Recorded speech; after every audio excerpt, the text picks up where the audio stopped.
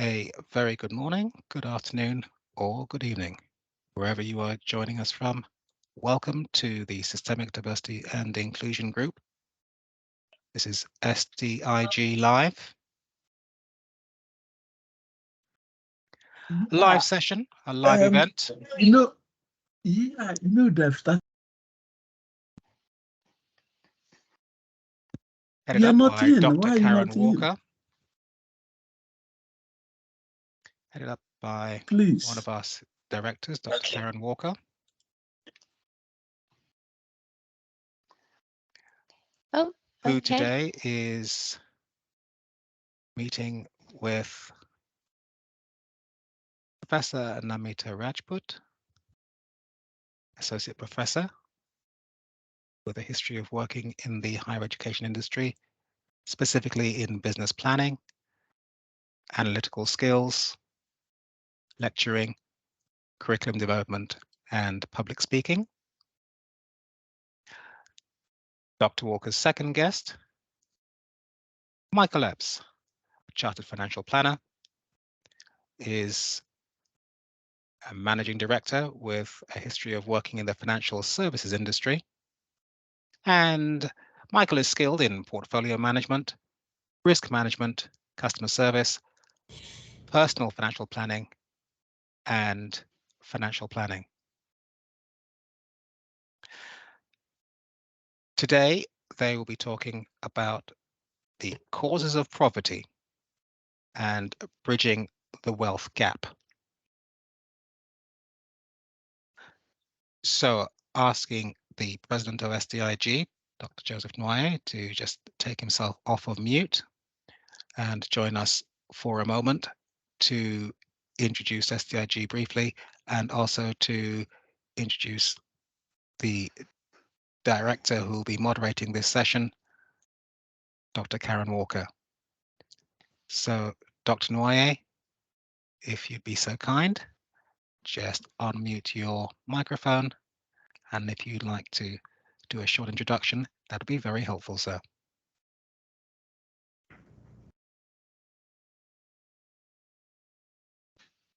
Okay.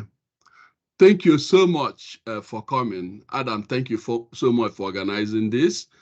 And in the interim, Adam, could you please send the link to Professor Namita? She just indicating that he couldn't get through with what we sent to her. So if you could just send it to her, even if you're gonna send it through LinkedIn, send it through email, send in many ways you can, so that she can join us. She has been trying to join according to the message I got from her. So if you can do that, I will appreciate it. And now let me go to answer your question, or rather what you asked me to do. As I had indicated before, this group essentially provides safe, open, and inclusive engagement platform. This platform, we accept people from all places. We accept, or rather we epitomize what true diversity means. It's not the type you see in some places where you see some people say, well, we are diverse. Then you look at it, either just white women having a meeting, or you see the type we saw, senators, 99 senators making decisions on women issues. This is a platform where you can see authentic diversity. You see all of us. You see blacks, you see Asians, you see women, you see Hispanic, you see European, you see all of us, because we truly believe in diversity. We're not only talking about it, you see it as much as we can. So this is essentially what we do. We invite people, individuals, groups, and then involve them in learning process. And this learning process is good from our postings, shared members' stories, and each and every one of us has his or her own story, good or bad. Hosted webinars like this one, and engage in discussions on local as well as international issues. we look at policies and various possible solutions. We also have experts who train people in area of diversity, provide workshops, talk about looking at, when you are talking about diversity, you have to be looking at data. Diversity is the only aspect of business that people just, go ahead and talk about what they do, but they don't have any data. They hire somebody, they dub the person vice president of diversity or director of diversity and put the person in an obscure position. My question to corporate executives is this: if your organization is losing sales or you find that human resource department are not trained, what do? You know how far you are going down.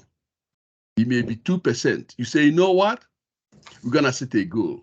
At the end of this year, we're going to get it to 4%. You do that. But when it comes to diversity, people are just playing, games. I can't think of a more important thing than diversity issues in our current time. People have suffered. Some have suffered for, 401 years to be exact. It's time people do their work. So that's what we do at SDIG. So I'm going to take it back to our own Dr. Karen Walker. Thank you, Dr. Noe, for that. That was a beautiful introduction. Dr. Karen Walker, I'm an industrial organizational psychologist, but most proud of the work that Dr. Noe and I are able to do as an advocate for diversity and change globally, and especially SDIG's partnership in that is what I really enjoy. I'm happy that we have two amazing guests that I'm able to facilitate this panel for. And I know that Professor Namita is joining now, and she's coming to us from India. And it's a pleasure that with SDIG we're able to meet, globally like this. And we have also Mr. Michael Epps, who's coming to us from the Washington, D.C., Maryland area in the United States. The two of these individuals we want to meet and let them discuss kind of from their experiences. And I want them to be able to relate to this bridging the wealth gap topic from their experiences, as Mr. Michael Epps is the managing partner for MA Epps and Associates, and he works with many wealth managers and financial planners, but has such a great, unique mission overall that he shared with me. And then we have Professor Namita Rajput, and she is also dedicated to this topic as well, as she travels and speaks, and also is a professor of many of these financial concepts as well, and working for a society of more transformational leaders. So I want to give each one of them just about 2 minutes here to tell us their passion. And I know that's not a lot of time to give us that in a nutshell, but we'll go ahead. Okay. Want to just give us 2 minutes of your passion in the work that you do, please? Was that question to me? Because you froze for a moment. Oh, yes, Mr. Epps. Yes, we'll start with you about your passion and what you do. Well, my passion is educating people. It came from being a little boy who watched his father work extremely hard and then really wasn't building himself in a way where, you know, he had a little bit bringing the family to another level of understanding as relates to money management and finances. So I went to Rochester Institute of Technology, RIT. That's where I did my undergraduate work at. Did some graduate work at Syracuse. I'm a licensed stockbroker, registered investment advisor, among other things. But I do a lot of work with government, blacks in government, federal employed women, different fraternities and sororities, and the churches as a foundation. I do a lot of speaking, and it's all about teaching people about understanding finance, understanding what's the problem. So that's what my passion is, to make sure that people get an understanding, and hopefully that when, after meeting me, that they're in a better position than they were prior to meeting with me, and working through their personal issues. Okay, thank you very much. I think that the education piece is so important, and the exposure to the networks that you have as well. And that's a good segue to Professor Namita and the work that you do as well. I think you have good synergy with each other. If you could share with us for about 2 minutes your passion and what you do, please. First, let me introduce myself in just a couple of lines. I am an educationist and a professor in University of Delhi for past 3 decades, almost 32 years. And since I started my career, I have a very strong orientation to work towards the underprivileged section of the society, marginalized section, especially the women and children, and catering to their educational needs. And to my knowledge, if you are educated, the poverty is one thing which can be very easily eradicated, because education is a tool which will help you to become self-sustained and have earnings. God. So I do very passionately. I take slum workshops, educate them. I have a few number of volunteers who are dedicated. We have adopted about 5 slums in my nearby areas. So we go there personally, teach women the financial literacy about their day-to-day matters, because to lead their even routine life is very difficult in the rural part of India and the slums of India. They are actually living their life, facing the domestic violence, and they are not living the life they should be leading. So I work specifically towards the female part, about the gender sensitization, the child abuse, about educating them about their rights, and collectively helping them in the project work, in the education, and so on. So I'm very passionate about all these things. I have empaneled myself in Ministry of Women and Child Development, because if you have the batches and the affiliation and association of these forums, to do such work becomes easier. Otherwise, there are a lot of hiccups and a lot of issues. You cannot systematically and in a very organized form, you can help the poor people, the marginalized section. So that is why I am actually become the police officer, police mitra officer. That is the friend of the public of my area. So I have a lot of permissions to go to different schools, to go to slum areas. So that is how I become a facilitator, an educator for them, the leader for them, the helper for them, and whatever I take their wish list, I take their small things, what they face about the child issues, about the education of girl child, because there is a lot of discrimination about the boys and the girls in India, specifically about the rural section and the marginalized, because they are very having a very narrow thinking in this regard, that the female has to get married and she has to take care of the other family, so they don't spend money on their education. So I collect the money donations. My husband, my family, peers, my friends, they help me in the money part also. So we give the fees of few girls, and try to you know do my bit in terms of a social Right. responsibility. So this is what Yeah. passionately. Thank you so much. Thank you very much. That helps shape this discussion really well because, you've done quite a bit of work with women and children there in India, and also just the education piece that you both touched on. And that leads me to a concept that I think people uh, banter about quite a bit, which is, and I want to open this up to both of you, is poverty something that you're born into, or is this a learned concept for us? And I think you both will have a very unique perspective. If whoever wants to go first, Ladies first. okay. Professor, you're up.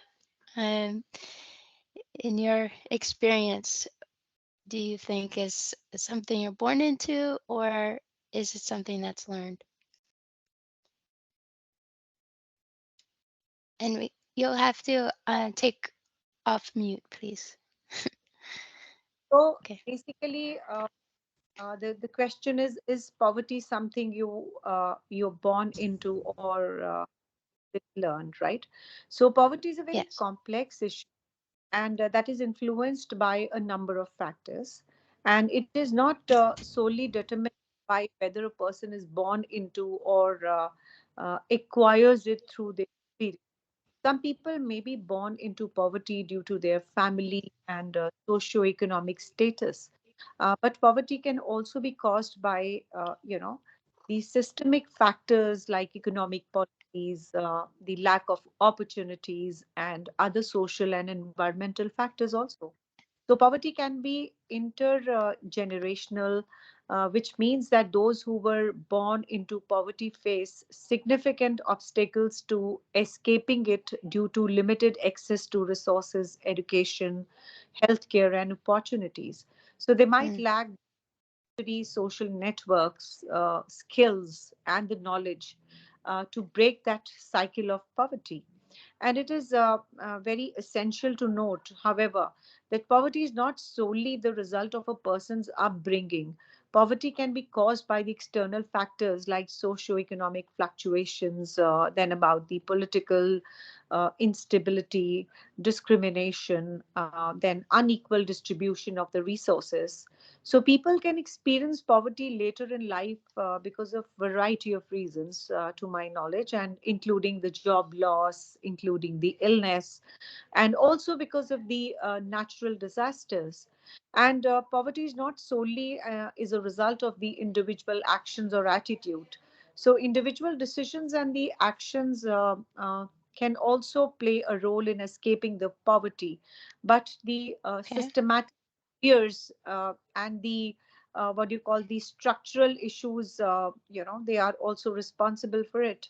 And also, imagine poverty as a complex puzzle where each piece represents a unique factor or influence. Some pieces of this puzzle do person's birth circumstances, such as their Mm, family's status or their upbringing. So these pieces represents the initial circumstances a person may encounter. However, a puzzle is pieced together. It becomes apparently that poverty is not solely determined by these initial pieces. It becomes apparent that the additional pieces represents the learning opportunities and experiences a person's encounter throughout their. So these illustrate how people navigate their circumstances, acquire these skills, pursue their education, and also adapt to their environment. And lastly, puzzle reveals hidden pieces that represents the external factors that have an effect on individuals and communities. So these may include systematic problems, economic policies, structures, environmental issues.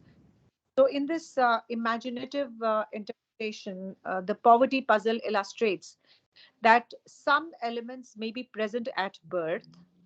The final mm, picture is shaped by a variety of factors, including learning, experiences, external influences, and the systematic.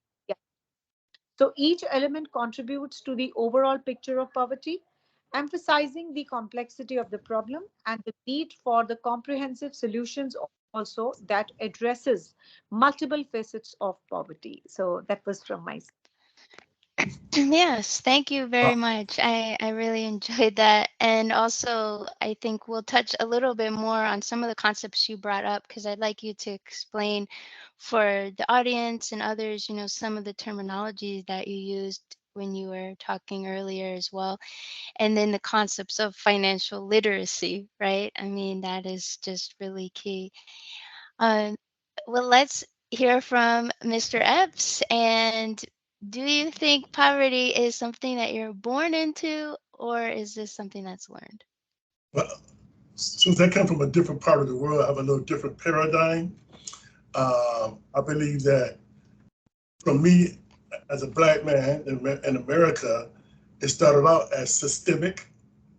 I think that the system was designed for us to be more of a worker bee, similar to what they're doing with a lot of Hispanics just coming over and they can't get access to certain things, so they give them jobs that's lower than minimum wage to fulfill certain jobs.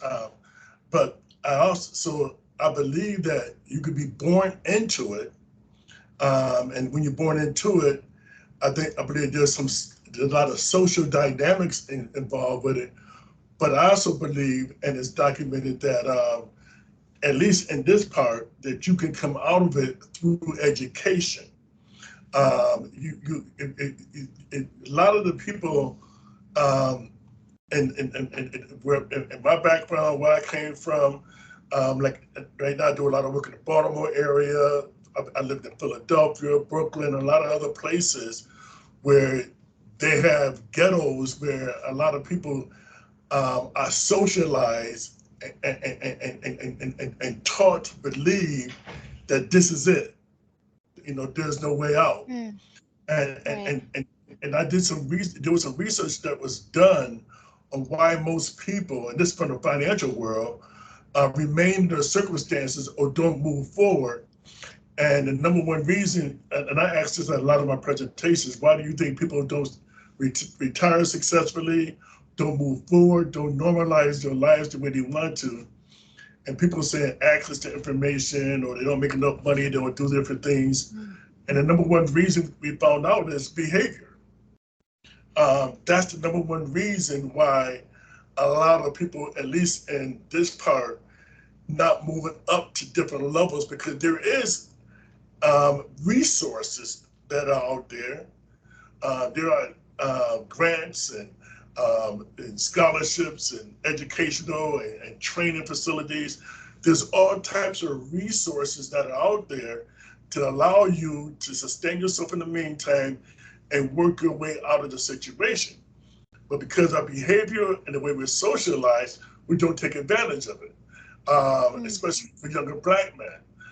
So they're socialized to think, living for the day, trying to make a dollar out of 15 cents, and they don't realize they don't have a dream, and then put that dream out there, and then work towards that dream. If it's formal education or is it just technical training in a certain area. So I believe that yes, you could be born into it, but you also have the opportunity to come out of it if you utilize the resources and the things that are around you. I'm a minister in the church, I'm a pastor in the church, and there's a lot of resources there where people can come in and transition out of jail and have opportunities to learn how to do different things. But people just don't take advantage of it, I believe. So it's not as bad as it used to be, because I believe there are a lot of resources, there are a lot of stuff, but I also believe that a lot of people leave a lot of opportunity on the table as it relates to being able to access different things. So right. that's my 2 minute summary. Yeah. No, I appreciate that. I think that you both touched on just the importance of education quite a bit.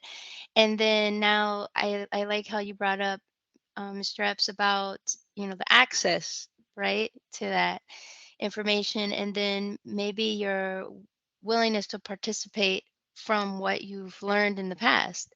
And that can be scary, I think, for all of us. So I'm curious if, in your experience, Mr. Epps, we'll start with you, is just how can everyday people help, to close the wealth gap? I mean, either if they're in that education space or if they're like an individual, like what can I do, for me personally or for, my family, like some of those systemic issues that you mentioned. We'll start with you. I think everyday people can have an impact. I think a lot of communities stop being communities, where each one kind of teach one or each one help one. A lot of the foundational things, at least in my community, is kind of broken down where people have a common place to share ideas and information and experiences. And even in the family structure, where you had the grandmother, the great grandmother, and everybody who kind of give you a historical perspective to kind of build that foundational thing, has been broken down because now 30, 40 years ago, we started having two working family households with one of the kids. So you had latchkey kids who really didn't get that upbringing the way they really needed to get the upbringing because they didn't have nobody teaching them.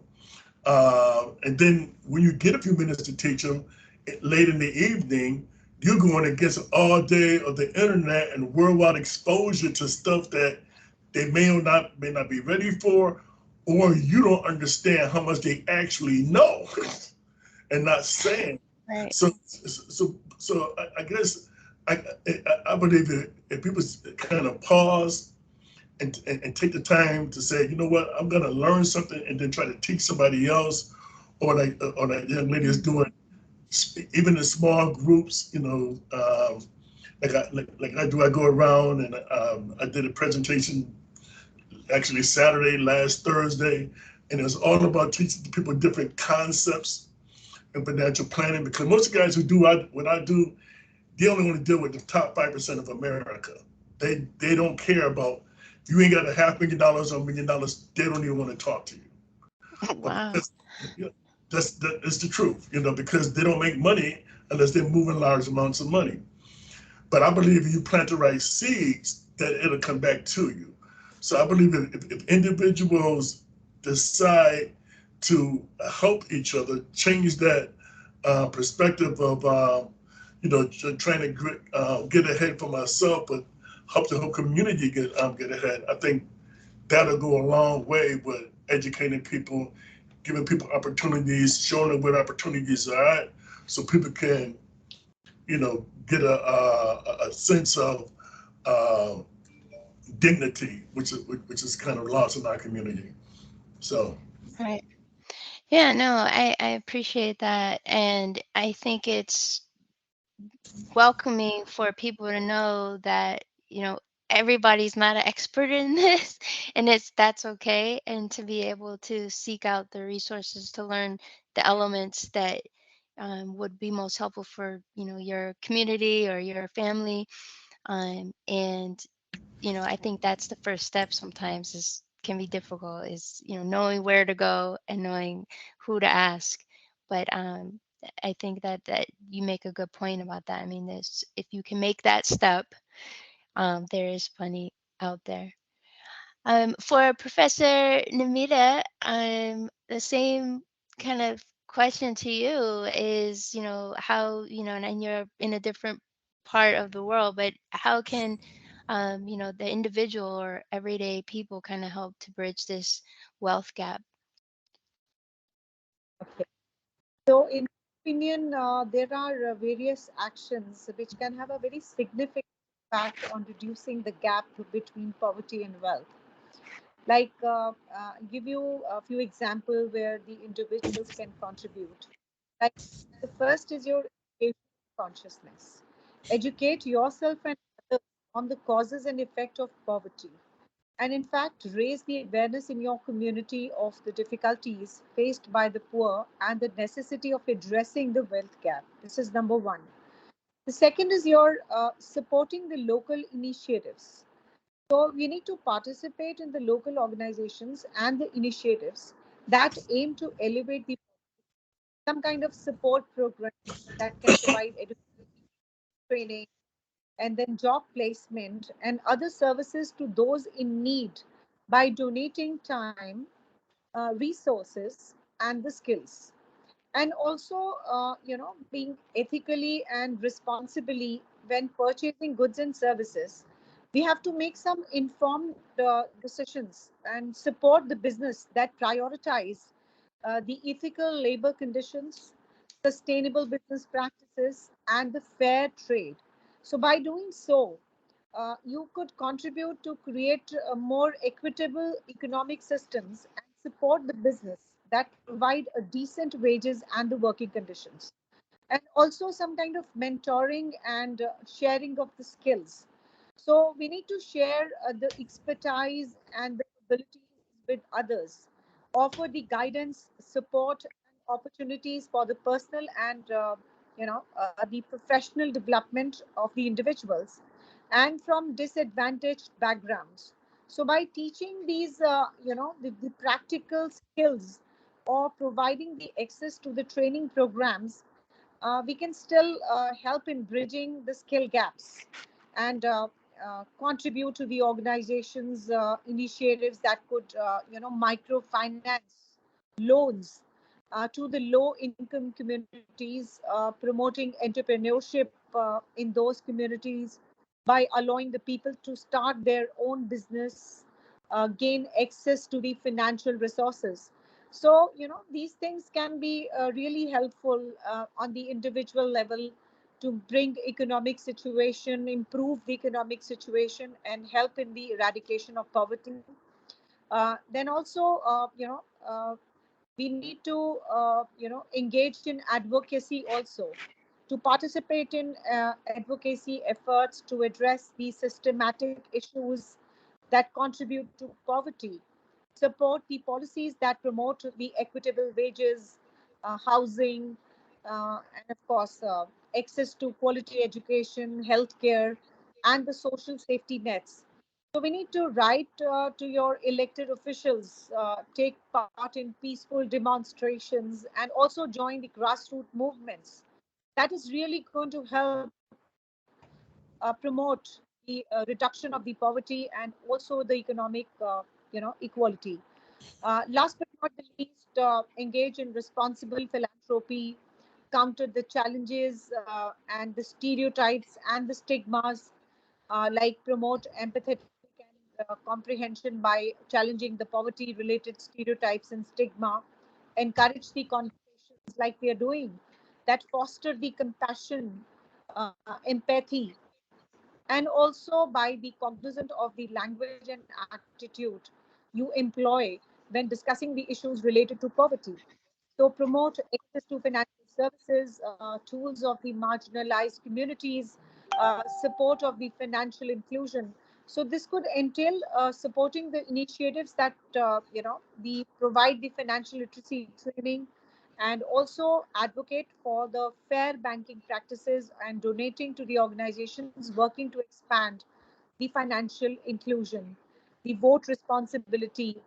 And last line is that remember that individuals' actions, when combined, can have a significant impact on closing the gap between poverty and the wealth. People can contribute to create a more equitable and inclusive society by fostering a sense of community, empathy, and social responsibility. So that was Oh, thank you so much. I like really, Professor Namita, how you talked about being able to really improve the overall economic situation by being active in what you're doing, but in more ways than one.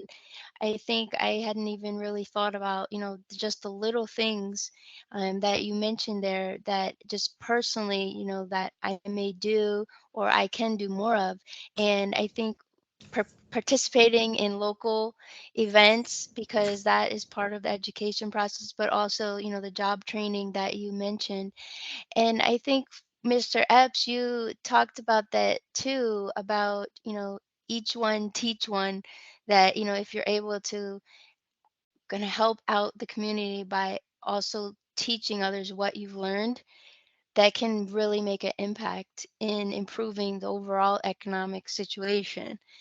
And I would like to just ask each of you, because you both use some terminology that I think would be helpful, if you're able to just give a quick snapshot of maybe what that means for people. And the two words that I heard for Mr. Epps, you mentioned the ghettos, and also for Professor Namita, you mentioned slums throughout your talk.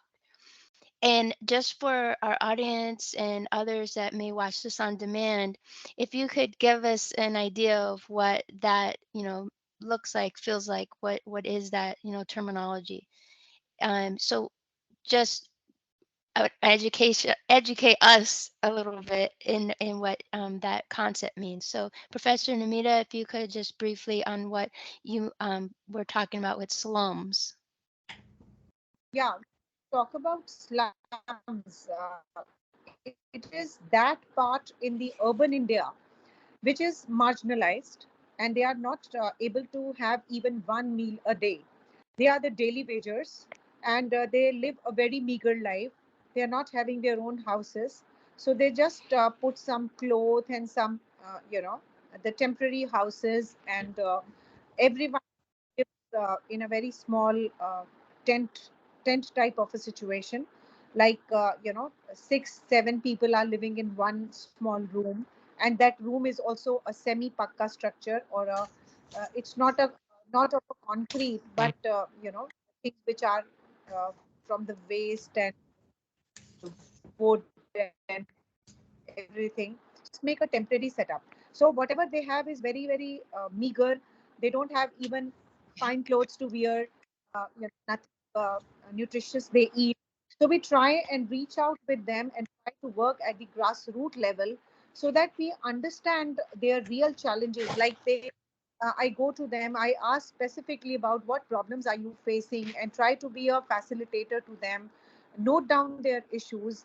If they are having some issues with the admission of their children to the school, I help them take their children along with their parents, help them in filling of admission forms, help them Right. financially, help them with the with the food distribution is on the top priority.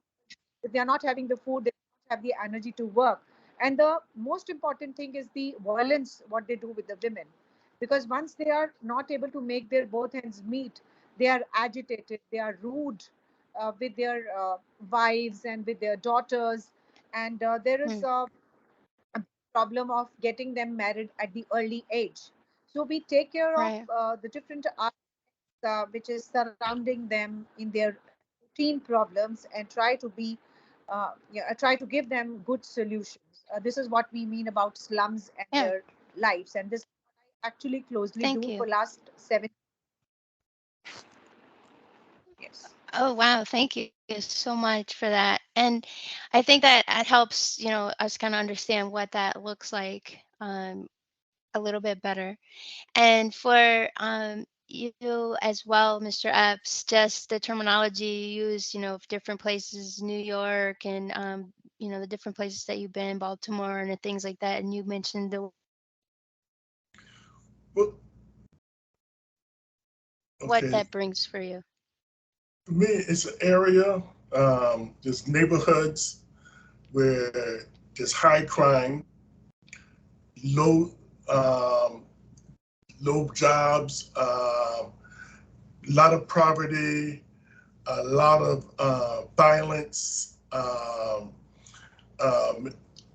typically a lot of more minorities than not, where there's little investment. So the property values are low, so they don't pay a lot of taxes, so they don't get a lot of money paid back into it, which create a cycle of, you know, streets breaking down, the infrastructure is messed up, and then people will start to get the mindset of just surviving.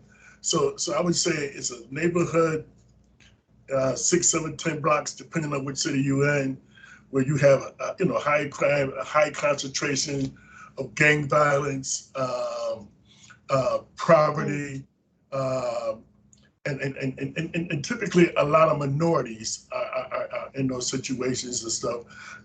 So that's typically what I call a ghetto. And then you'll see a lot of people try to glamorize it because they feel like there's no way out.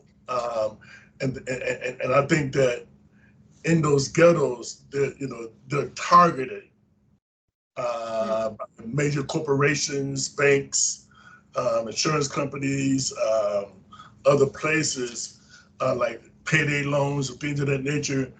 And that under the guise of we're trying to give you access to things. So that's what I think it is. Mr. Epps, we talked briefly earlier before joining the room with everyone. I think I want to give people an opportunity to ask questions in a minute.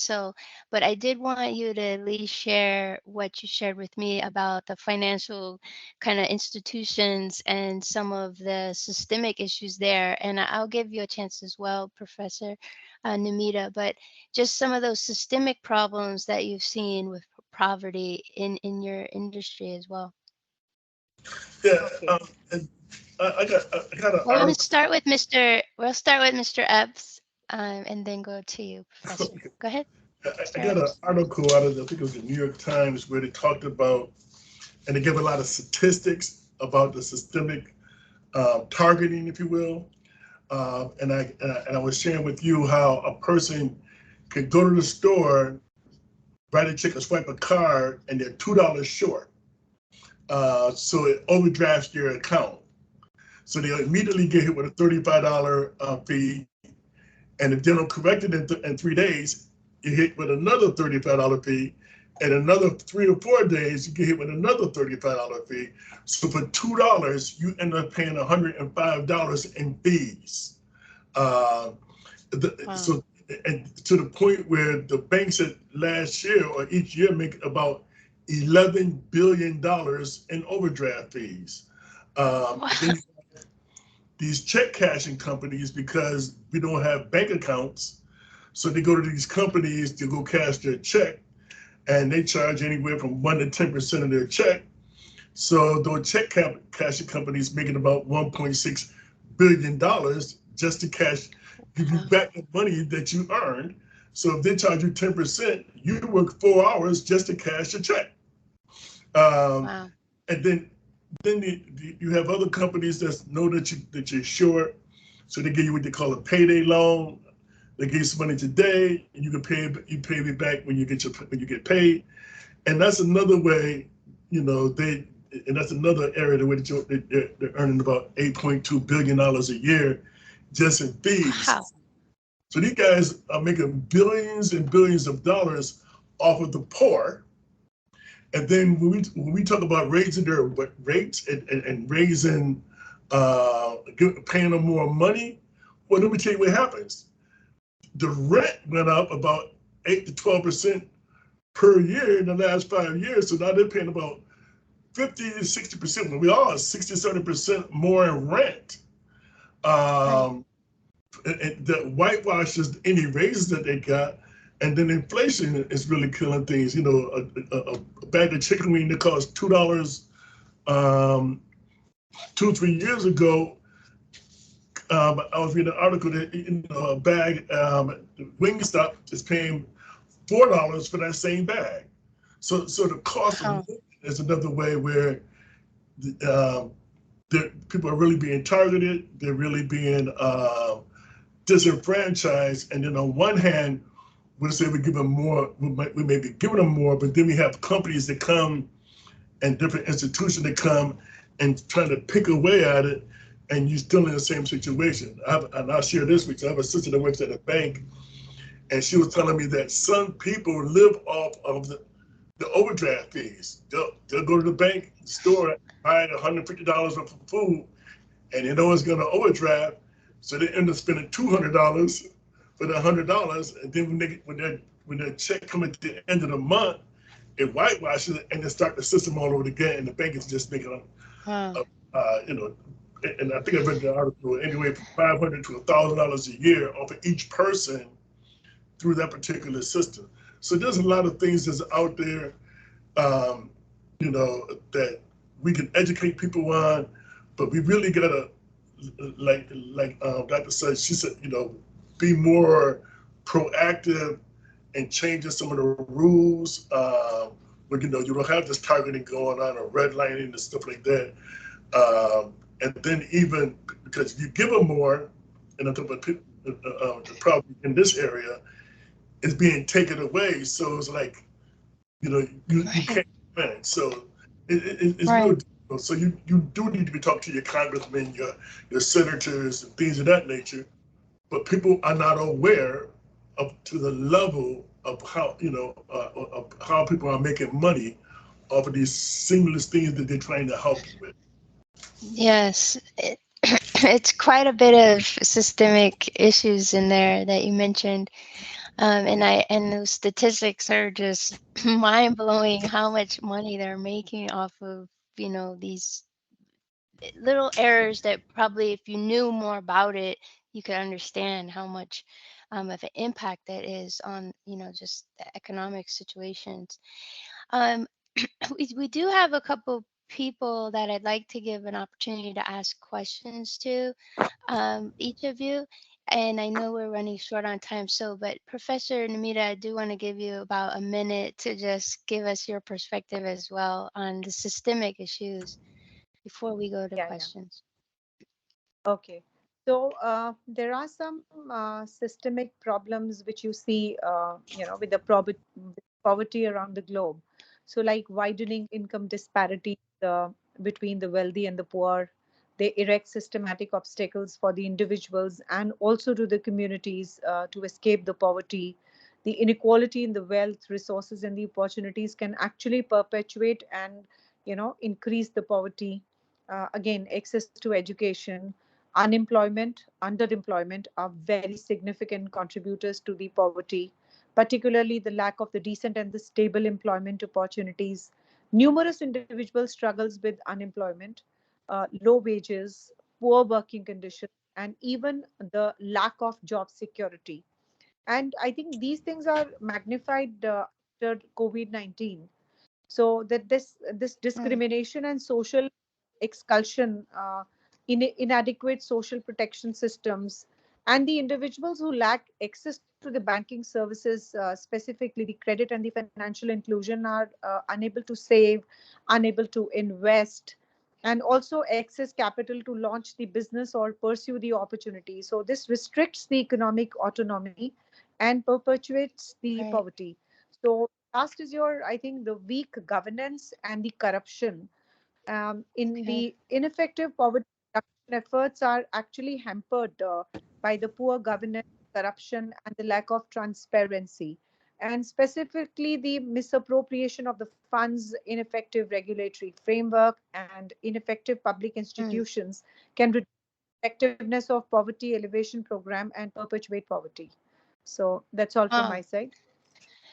No, thank you very much. I think, you know, there's quite a bit there, you know, that we could explore, especially like how you brought up how COVID-19 could have possibly exacerbated many of these situations and the systemic issues that we've seen. And I think that'd be a whole nother show we could do, from both your perspectives of what you've seen from that. What I'd like to do is just give our audience members an opportunity. You can use the feature to raise your hand if you have a question, or you can, I don't know if they have access to the chat, but you can come off mute and ask your question.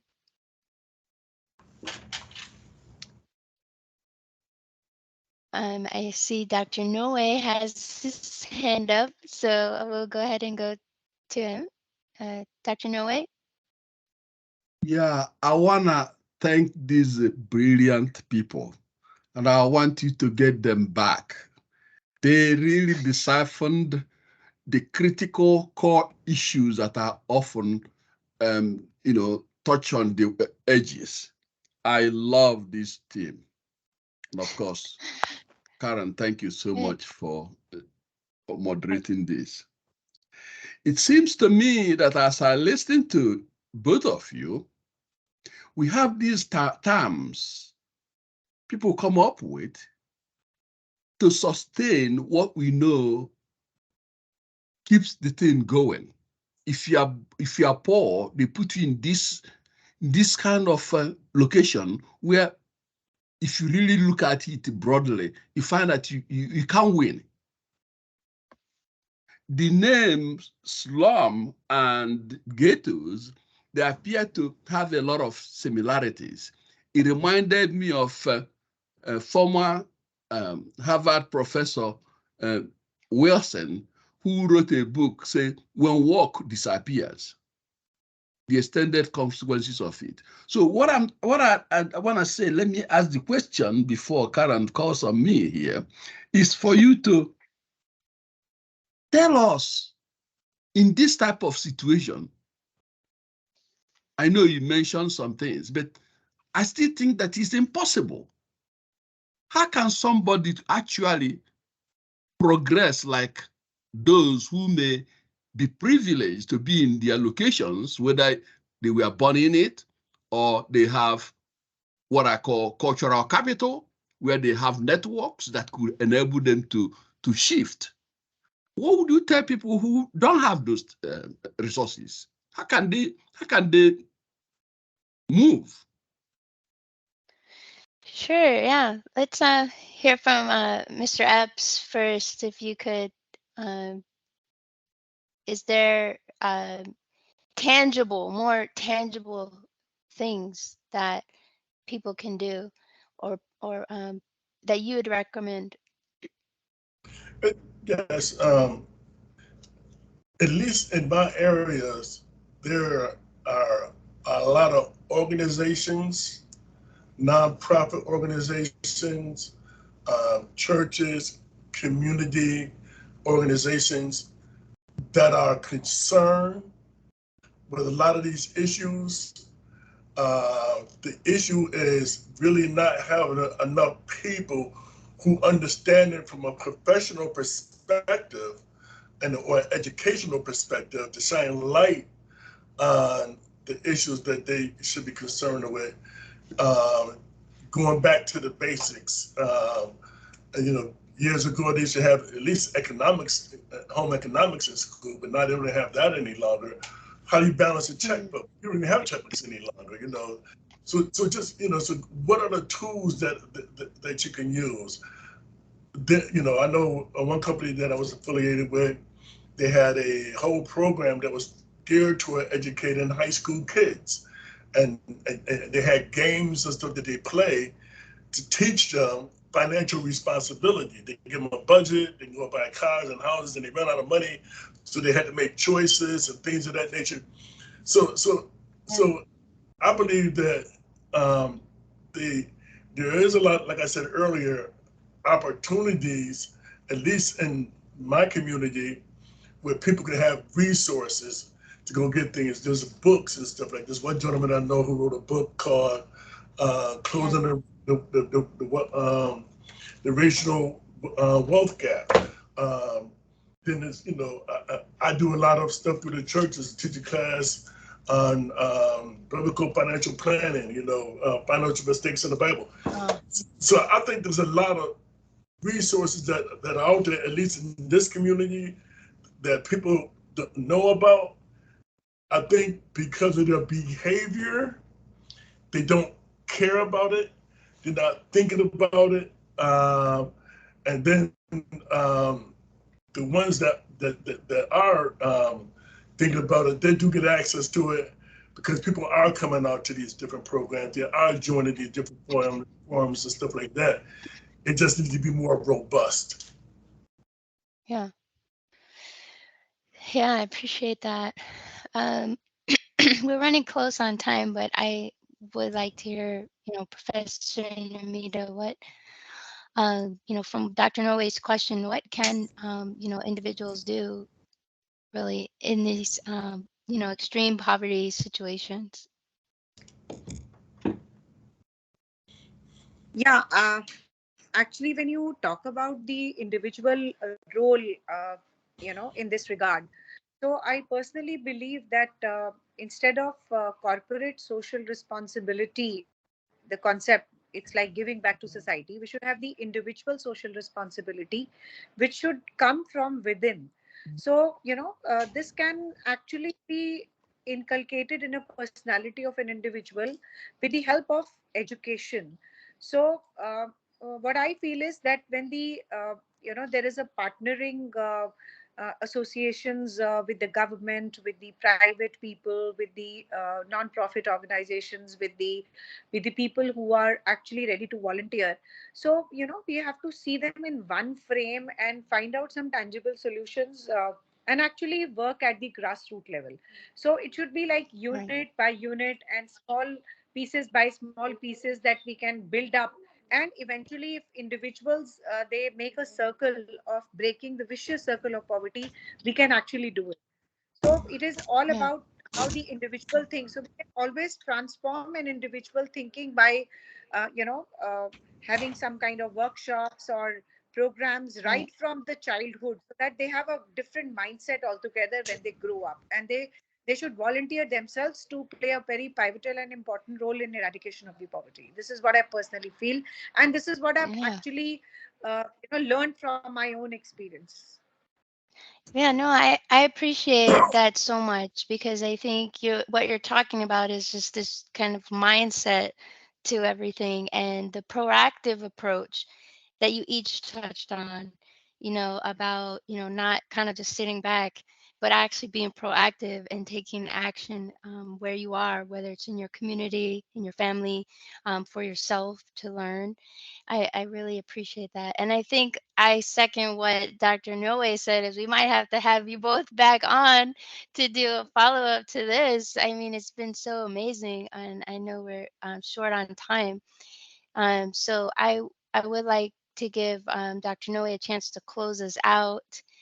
And perhaps, like I said, in the future, we can bring each of you back. It's been amazing. Um, Dr. Noe, do you want to close us out? Sure. Thank you so much, Dr. Walker. I really appreciate this session. It's a mind opener for some of us that can now look at the comparative analysis of what happens, what poor people suffer in both places. Um, Unfortunately, we usually see and take all those tag names that are given, but those tag names don't explore deeply the circumstances of these individuals in those locations. My view and my critical analysis, I think that if the highest people in terms of wealth are put in this untenable position, I'm not sure they will fare better either. But it is what it is, and I just can't thank you guys enough for the able way you've dissected all these issues and get us to be more educated about those issues. So I appreciate it. And for the rest of the group, I would say they're gonna be getting the video for you guys. You're gonna be watching, and I encourage you to watch it. Send it to people you know, because they're gonna learn a lot, especially those Mhm. in the type of community we're talking about. Somehow they have to be helped. So thank Mm. you so much. And I'm gonna call on Mr. Adam to do his formal closing. Mr. Adam. Dr. Noye, thank you very much indeed. And it is only left for me to very briefly give thanks on behalf of Dr. Noye and his director colleague at SDIG, Dr. Karen Walker, to Professor Namita Rajput, and to Mr. Michael Epps for making this a spectacularly informative SDIG live event, Causes of Poverty and Bridging the Wealth Gap.